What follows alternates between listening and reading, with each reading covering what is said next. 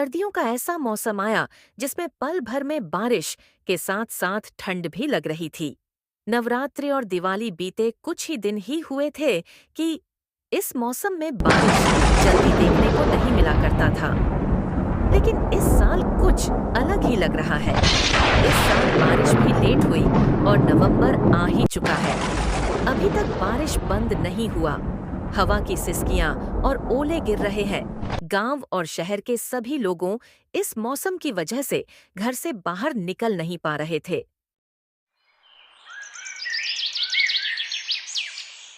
उन्हीं के बीच में गांव का एक व्यक्ति रामू जो इस ठंड की वजह से जूझ रहा है। गांव के बाहर छोटे से कच्चे घर में रामू अपनी पत्नी साधना और 2 बच्चों के साथ ठिठुर रहा था। चारों ओर कोहरा छाया हुआ है। हवा इतनी तेज थी कि टिन की छत खड़खड़ा उठी थी। घर में जलती लकड़ियां बहुत पहले ही बुझ चुकी थीं। रामू के पास इतने पैसे नहीं थे कि कोयला या लकड़ी खरीद सके।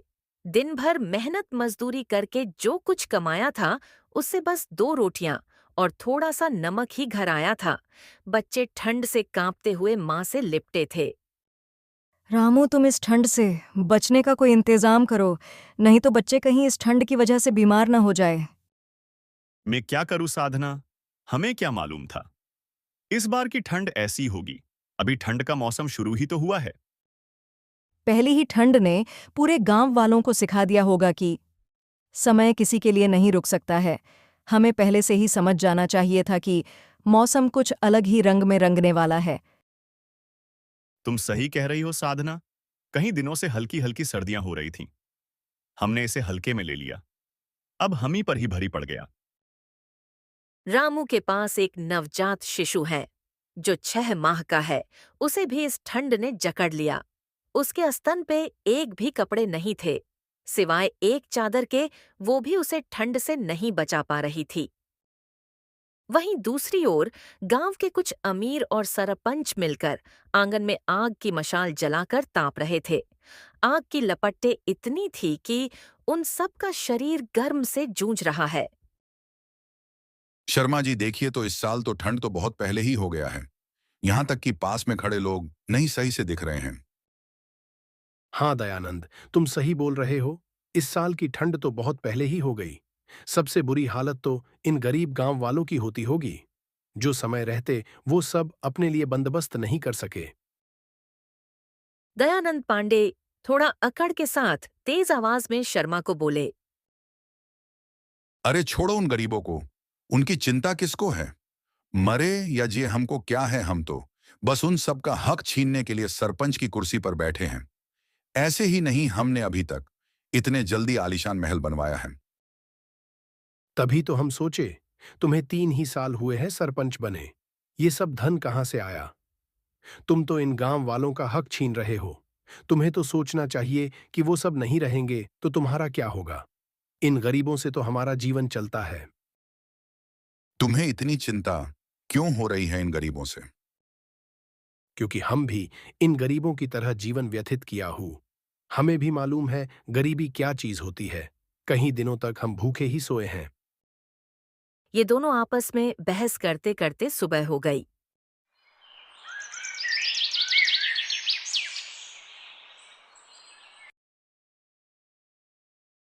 सुबह का वातावरण थोड़ा स्थिर था। ठंडी हवाएं कम चल रही थीं। गांव के कुछ लोग हल्की आग जला के द्वार पे ताप रहे थे।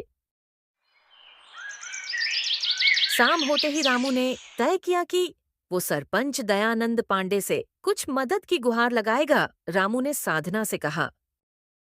साधना में सरपंच जी के पास जाता हूं। अभी उनके पास लकड़ियों का भंडार है। इस वक्त वो हमारी अर्जी जरूर सुनेंगे। इतना सुनते ही साधना रामू की ओर देखकर थोड़ा सा मुस्कुराई। क्या तुमने कहा सरपंच जी हमारी गुहार सुनेंगे? आज तक वो किस गरीब की गुहार सुनी है? सबका हक खा के वो उन अमीर ज्यादों की तलवे चाटते होंगे। नहीं यकीन है तो आप उस धनीराम जी के हवेली के पास जाओ, वो भी वहीं मिलेंगे। तुम क्या कह रही हो साधना? हमें भी मालूम है सरपंच दयानंद पांडे थोड़े कंजूस हैं, लेकिन इस वक्त हमें उनकी सबसे ज्यादा जरूरत है। हम जा रहे हैं उनके पास, तुम बच्चे को देखो। तुम नहीं समझ रहे हो रामू, सरपंच जी आज तक किसी को कुछ नहीं दिए। हम गरीबों के लिए क्या क्या नहीं आया है इस गांव में, कंबल, सॉल और रजाई, और भी बहुत कुछ हमारे लिए। सरपंच दयानंद पांडे ने सब का सब जाकर शहर में बेचाए। इस चीज की आवाज उठाने वाला कोई नहीं है। तुम्हें मालूम है ना, जितनों ने आवाज उठाया है वो सब मारे गए हैं। अब किसी की हिम्मत नहीं होती आवाज उठाने की। मुझे इस वक्त अपने बेटों के लिए जाना ही है, चाहे कुछ भी हो जाए। ठीक है, आप जाओ रामू। अगर सरपंच जी आपकी बात मान गए तो ठीक है, बच्चों को कुछ राहत मिल जाएगी। मैं तब तक इन्हें किसी तरह ठंड से बचने का कोई न कोई इंतजाम करती हूँ। रामू ने जो फटा हुआ बंदी पहना हुआ था, वहीं पहने ही कड़कड़ाती ठंड में बाहर निकल पड़ा। बाहर निकलते ही ठंड बढ़ गई। हवा में इतनी नमी थी कि सांस लेते ही उसके होंठ सुन्न पड़ गए। रास्ते भर गांव के सूने गलियों में सिर्फ हवा की सिसकियां सुनाई दे रही थीं। सभी के सभी अपने घरों में कंबल रजाई ओढ़े हुए पड़े थे। थोड़ी दूर चलते ही रामू ने देखा, सरपंच दयानंद पांडे का बड़ा घर दूर से ही चमक रहा था। अंगीठियों की गर्म रोशनी दीवारों से टकराकर हवा में मिल रही थी। गांव के कुछ लोग वहां हंसी मजाक कर रहे थे, मानो बाहर की ठंड का उन पर कोई असर ही न हो। रामू धीरे धीरे आगे बढ़ा और कांपती आवाज में बोला, नमस्ते सरपंच जी, जरा 2 मिनट का काम था। कौन है? अरे रामू, इस ठंड में बाहर क्यों घूम रहा है तू? सरपंच जी, घर में लकड़ियां खत्म हो गई हैं। बच्चे ठंड से कांप रहे हैं। बस थोड़ा सा कोयला या सूखी लकड़ी मिल जाए तो बस रात निकल जाए। थोड़ा मुस्कुराते हुए बाकी लोगों की तरफ देखकर, अरे रामू, अब हर घर को लकड़ी बांटेंगे क्या? देखो, तू मेहनती आदमी है। कल सुबह आ जाना, काम रहेगा खेतों में, मजदूरी के साथ लकड़ी भी मिल जाएगी। लेकिन सरपंच जी, रात कैसे कटेगी? बच्चे छोटे हैं। सरपंच का चेहरा ठंडेपन से कठोर हो गया।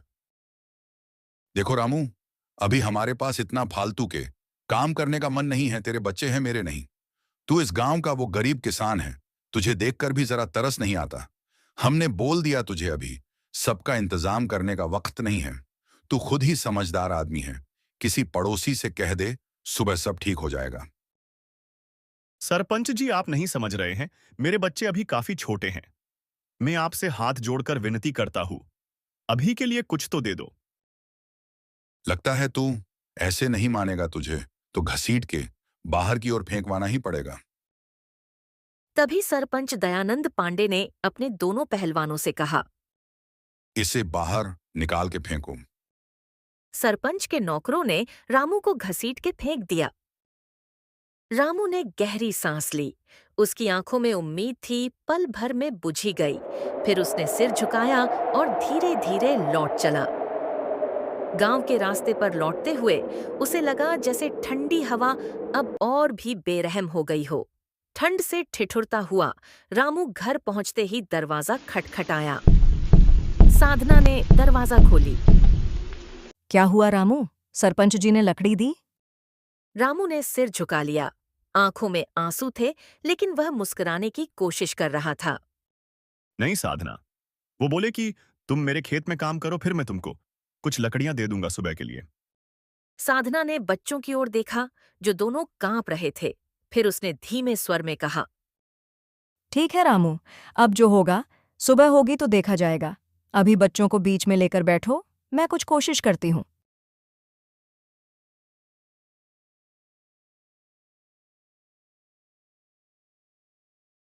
साधना ने घर के बाहर जाकर कुछ सूखी घास इकट्ठा की और उन सबको घर में लाकर और कुछ फटे हुए पुराने कपड़ों और सूखी घास का छोटा सा गट्ठर बनाया और एक टूटे हुए बर्तन में रखकर चूल्हे पे आग जलाने की कोशिश की। धुआं उठते ही बच्चे खांसने लगे, मगर थोड़ी देर में गर्मी घर में फैल गई। माँ, पूरे घर में धुआं फैल उठा है। हमारी आंखों में जलन सी हो रही है। बस राहुल, कुछ ही देर की तो बात है, धुआं गायब सा हो जाएगा। तुम बाबू को आंखों पे ढक दो और अपनी आंखें कुछ समय के लिए बंद कर लो। तुम्हें जलन महसूस नहीं होगी। ठीक है माँ, राहुल ने आंखें बंद कर लीं। रामू ने नवजात शिशु को एक जगह पे सुलाया। कुछ ही समय में पूरा घर गरम सा हो गया। सबको राहत की सांस मिली। रामू ने बाहर देखा। आसमान में बादल अब भी घने थे, पर दूर कहीं एक हल्की रोशनी थी, शायद सुबह होने का संकेत। रात और गहरी हो चुकी थी। हवा की सिसकियां अब हूक बनकर घर की दीवारों से टकरा रही थीं। कोहरे ने मानो पूरे गांव को एक चादर में ढक लिया था। ऐसी चादर जिसमें न गर्मी थी न उम्मीद। रामू बच्चों को चादर से बार बार ढक रहा था, कहीं उन्हें ठंड न लगे। साधना की गोद में उसका छोटा सा बेटा सोया हुआ था। अभी वो 6 माह का था। साधना की आंखों में थकान थी, पर उसके हाथ अब भी आग को जिंदा रखने की कोशिश कर रही थी। लकड़ियां कब की राख बन चुकी थीं और धुएं में बच्चों की खांसी की आवाज गूंज रही थी। रामू ने साधना की ओर देखा। उसके फटे आंचल से निकलती ठंडी सांसों में भी ममता जल रही थी। अगर सुबह तक ये गर्म धुआं नहीं रहा तो शायद। रामू के गले से आवाज अटक गई। आगे के शब्दों ने जैसे बोलने से इनकार कर दिया। साधना ने हल्के से रामू का हाथ थामा। रामू, भगवान सब देख रहा है, शायद शायद वो हमारी सुन ले। बाहर आसमान में बादल गड़गड़ा उठे और बिजली की एक लकीर अंधेरे को चीर गई। बारिश फिर शुरू हो चुकी थी, बूंदें नहीं, जैसे सुइयां गिर रही हों धरती पर। रामू ने राहुल को कसकर अपनी ओर किया। उनकी छोटी हथेलियां ठंडी थीं, जैसे बर्फ की सिली हो, पर उनकी सांसें अब भी चल रही थीं। यही उम्मीद थी, यही जीने की वजह।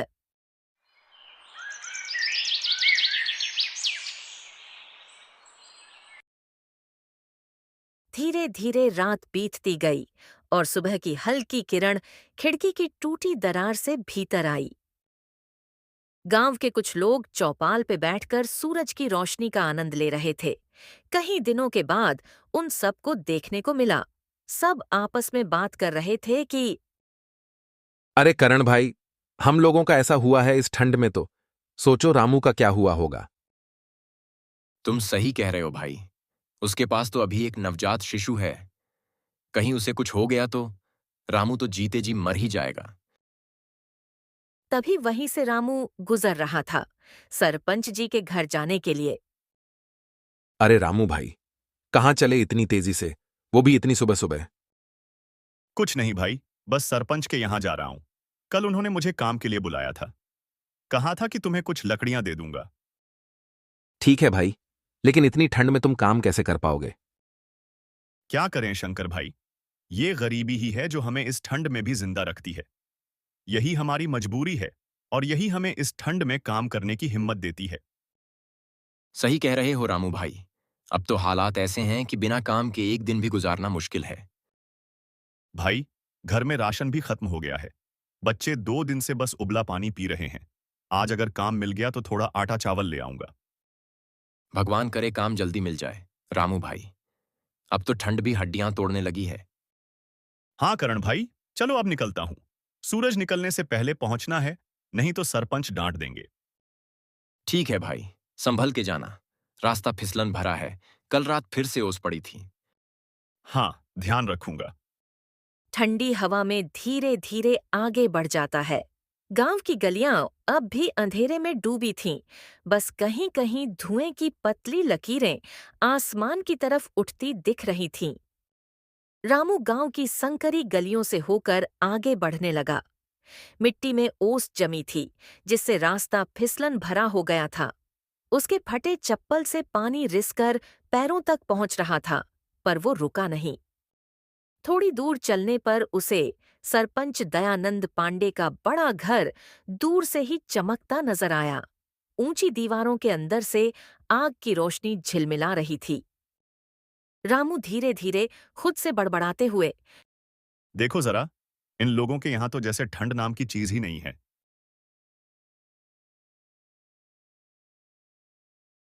वो दरवाजे तक पहुंचा, झिझकते हुए अंदर झांका। आंगन में कुछ आदमी अंगीठी के पास बैठे हंसी मजाक कर रहे थे। सरपंच आराम से कुर्सी पर बैठे आग के मजे ले रहे थे। रामू ने कांपते हाथों से सलाम किया। नमस्ते सरपंच जी, आपने बुलाया था काम के लिए?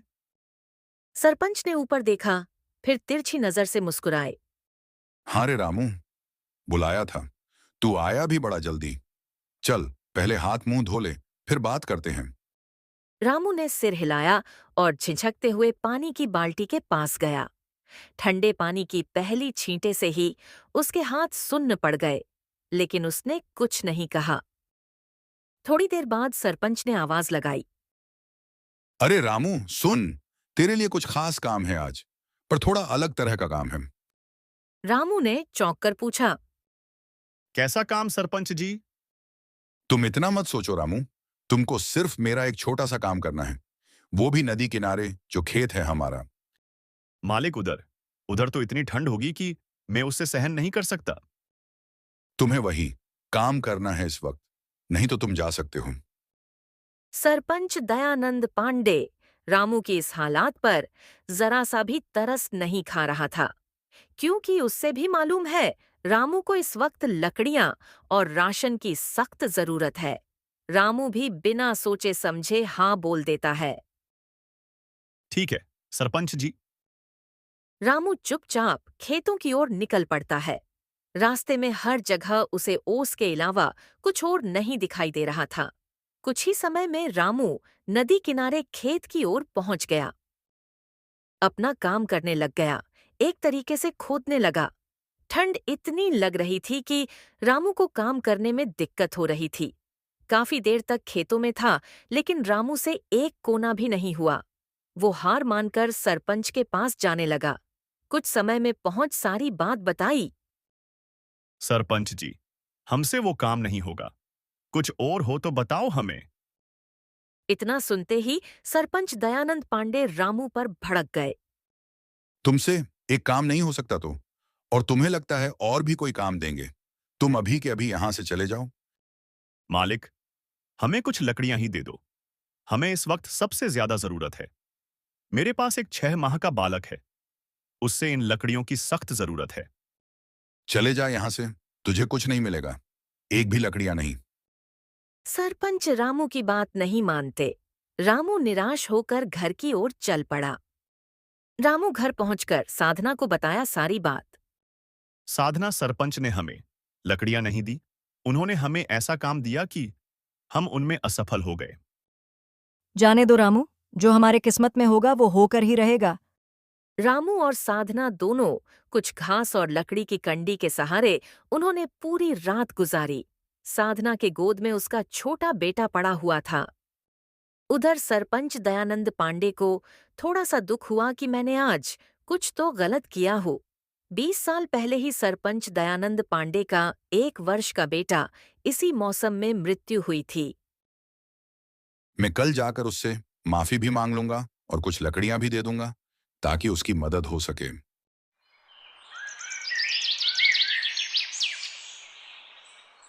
सुबह हो चुकी थी, लेकिन उस रोशनी में कुछ स्थिर था, कुछ थमा हुआ। समय ऐसा थम गया था कि साधना को कुछ एहसास नहीं हो रहा था। छोटा बेटा एक ही जगह पे क्यों पड़ा हुआ है? रात से एक ही जगह से सबसे छोटा बेटा अब नहीं हिल रहा था। तभी साधना की चीख ने सुबह की खामोशी को चीर दिया। रामू, देखो ना, छोटू क्यों उठ नहीं रहा है?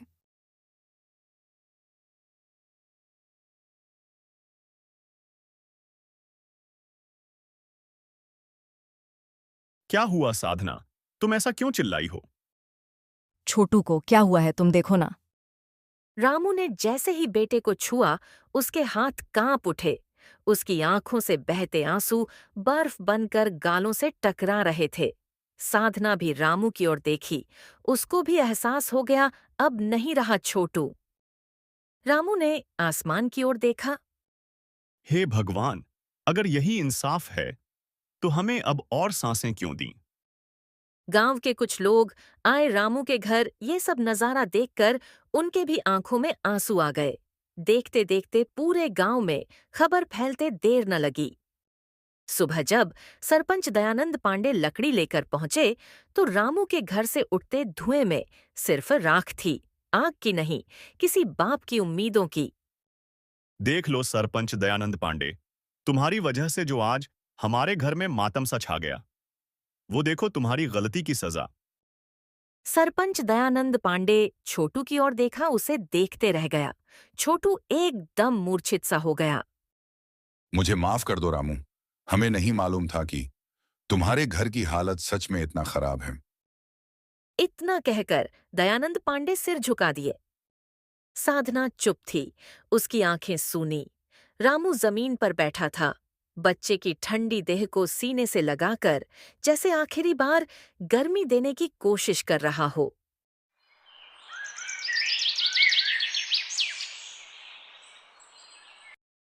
उस दिन के बाद से गांव वालों ने कहा, ठंड तो हर साल आती है, पर इस बार वो किसी की जिंदगी ले गई। और रामू, वो अब भी हर सुबह गांव के किनारे दिखाई देता है जहां उसका कच्चा घर था। कहते हैं वह अब आग नहीं जलाता, क्योंकि एक बार जो बुझ जाती है वो दोबारा कभी रोशनी नहीं देती। ठंड का कहर सिर्फ मौसम नहीं था, वो इंसानियत की ठंडक की कहानी थी।